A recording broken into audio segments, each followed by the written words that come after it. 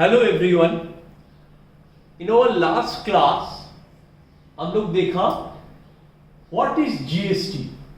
GST का साथ supply का क्या ताल्लुक है एंड सप्लाई क्या होता है, supply of goods, supply of services और बोथ। नाउ आज हम लोग देखेंगे जो गुड्स क्या होता है, सर्विस क्या होता है। पहले मेरे को पता होना चाहिए गुड्स क्या है, सर्विस क्या है, देन हम लोग बोल सकता।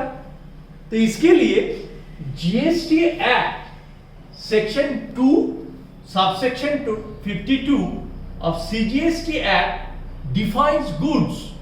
कैसे डिफाइन किया?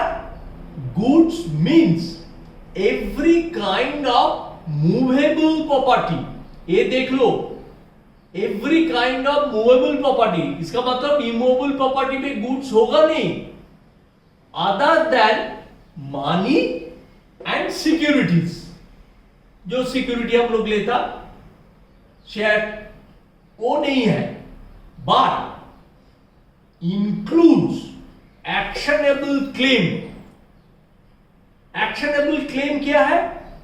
मान लो बाजार में तुमको कुछ पैसा मिलने वाला है लेकिन वो नहीं मिल रहा है, तो उसका अगेंस्ट में तुम कोर्ट में केस किया, तो कोर्ट से तुमको डिक्री मिला। जो डिक्री मिला वो है एक्शनेबल क्लेम। अगर वो डिक्री आप दूसरों को बेच दिया, तो देख मेरे को कोर्ट से ऑर्डर मिला, तू वो उससे रियलाइज कर ले यार मेरे को इतना पैसा दे, तो ये वाला आपको गुड्स माना जाएगा सीजीएसटी एक्ट में। दे ग्रोइंग क्रॉप्स, जो है खेती में जो ग्रोइंग क्रॉप्स है, राइस, व्हीट्स, बाजरा जो हो रहा है, वो ग्रोइंग क्रॉप्स। अब देखो अच्छा खेती हुआ, अच्छा व्हीट प्रोडक्शन हुआ, तो आप क्या किया? वो बेच दिया, तो वो वाला भी आपको गुड्स माना जाएगा।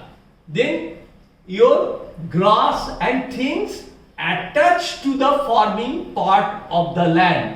so देखो attached to the farming part of the land, वो क्या होता है? which ये क्या होता है जो attached to the farming part of the land? मान लो आपका जाम का पेड़ है और आम का पेड़ है, तो ये attached to the land है, तो उसको भी गुड्स माना जाएगा। अब किसी को आपको आम बागीचा बेच दिया एक सीजन का, तो वो क्या करेंगे? आम तोड़ के बाजार में बेचेंगे। ये जो आप बेच दिया, आप बोल नहीं सकता जो आम बागीचा वो एक्चुअली मिट्टी का साथ अटैच्ड है, सो इमूवेबल प्रॉपर्टी है, वो होगा नहीं। बिकॉज ये सेक्शन 2 सबसेक्शन 52 में एक्सेप्शन में बोल दिया नहीं, वो होगा नहीं, तो उसका ऊपर आपको जीएसटी लग जाएगा। Now what is service? Service क्या हुआ? वो भी डिफाइन किया सेक्शन 102 ऑफ सीजीएसटी एक्ट। तो क्या बोला? Service means anything other than goods. So देखो कुछ भी वो गुड्स नहीं होने से वो सर्विस हो जाएगा। तो इसका कितना बड़ा डेफिनेशन दे दिया। तो अभी हम लोग को सवाल आ रहा है, अरे गुड्स क्या है, सर्विस क्या है, ये सब जानकारी क्यों चाहिए? बिकॉज जीएसटी में क्या है? 3 लेटर है, एक है गुड्स, एक है सर्विस और तीसरा है टैक्स। तो अल्टीमेटली की सरकार को टैक्स चाहिए, तो टैक्स लायबिलिटी कैसे कंप्यूट करेंगे? तो टैक्स लायबिलिटी कंप्यूट करने के लिए जो आप सप्लाई किया, वो सप्लाई का वैल्यू आपको डिटरमाइन करना पड़ेगा। तो सप्लाई का वैल्यू कैसे डिटरमाइन करेंगे? उसके लिए you just watch our next video, जिसमें हम लोग इन डिटेल्स बोला कैसे वैल्यू डिटरमाइन करना पड़ेगा। एक बार सप्लाई का वैल्यू डिटरमाइन हो गया, देन आपको रेट डिटरमाइन करना पड़ेगा। क्या रेट? ना टैक्स का क्या रेट है आपको पता है। जब आप दुकान में कुछ खरीद करने के लिए गया, कोई दुकान कोई सामान का ऊपर 12% जीएसटी लगा रहा है, कोई 18 टका जीएसटी लगा रहा है, कोई 5 टका जीएसटी लगा रहा है। तो क्यों सबका अलग अलग रेट क्यों हो रहा है? बिकॉज ये जो जीएसटी एक्ट है ना, इसमें गुड्स के लिए अलग अलग रेट दिया, सर्विस के लिए अलग अलग रेट दिया। तो मेरे को रेट निर्णय करने के लिए पहले पता होना चाहिए जो मैं सप्लाई किया वो गुड्स है ना वो सर्विस है।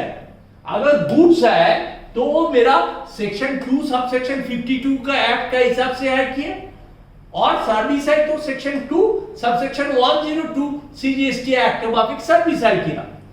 सो दैट इज व्हाई गुड्स और service nature of supply is very important. No अभी देखो ये जो डेफिनेशन लास्ट क्लास में हम देखा, ये उसमें क्या है बोथ।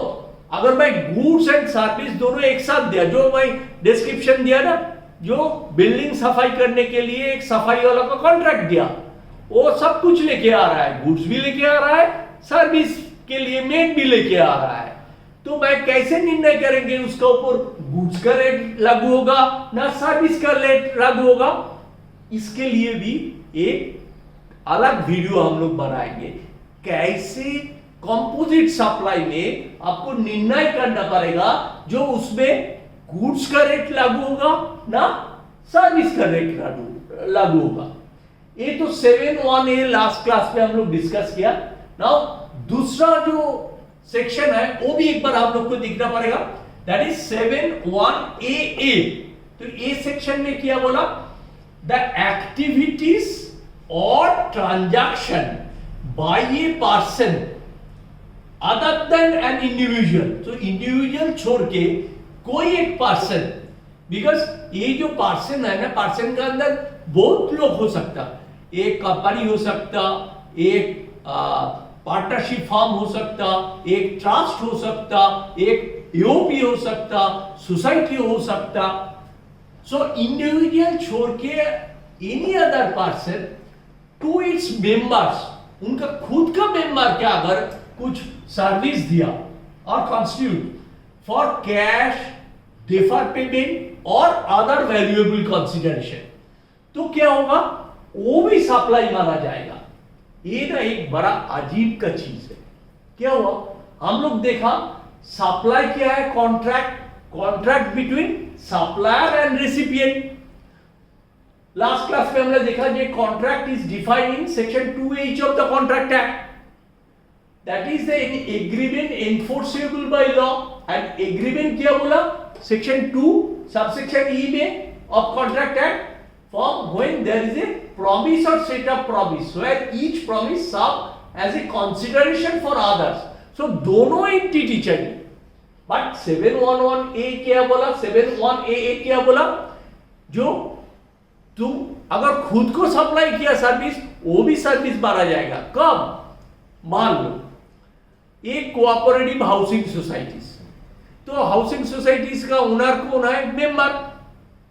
तो हाउसिंग सोसाइटी अगर वो अपना मेंबर को, अपना ओनर को कुछ सर्विस दिया, मेंटेनेंस सर्विस दिया, इसके लिए मेंटेनेंस चार्ज ले रहा है, वो भी सप्लाई माना जाएगा। कोई बोल नहीं सकता अरे मैं तो मालिक हूं, मैं बोल नहीं सकता जो मैं सर्विस दे रहा है मेरा right hand giving service to left hand, why there is a supply? Because supply में दो अलग होना चाहिए। तो ये सोसाइटी जिसमें मेंबर होना, मेंबर को जो सर्विस दे रहा है उसका ऊपर भी जीएसटी आ रहेगा। क्लब में जो मेंबर है उसको जो मेंबरशिप फीस देता है वो भी जीएसटी आना चाहिए। तो ये है सब जीएसटी का इशू रिगार्डिंग द सप्लाई। सो इसका ऊपर अधिक जानकारी के लिए आप हम लोग का अगला वीडियो देख लीजिए।